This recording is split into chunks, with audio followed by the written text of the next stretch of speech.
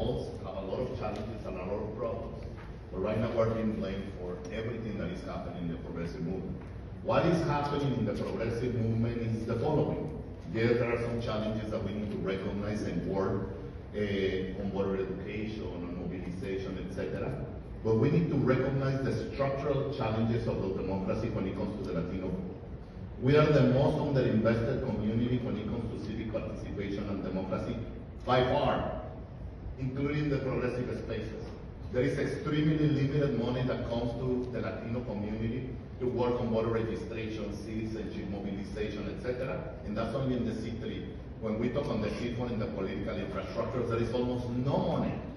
No money from the progressive spaces and infrastructures in the nation. It's unacceptable that we're being blamed for this situation, even though Latinos are coming out to vote in more numbers and we vote for the right issues. Voter suppression is another example of the horrible situation that we are being faced. And when we look at follow the money, it's always follow the money.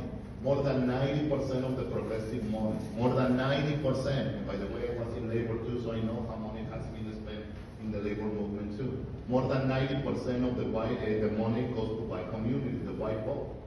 Again, this is not to divide, this is just to recognize where the money goes.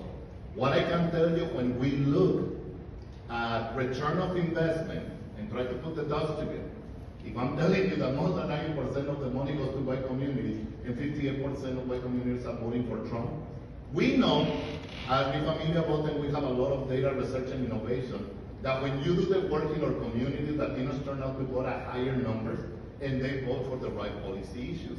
So the solution is very clear. We need to invest in the communities. We need to invest in work in our communities. We need to organize all the time. When it comes to the final point, legality, we just, the court, the Ninth Circuit uphold Mi Familia Vota versus Fontes in Arizona.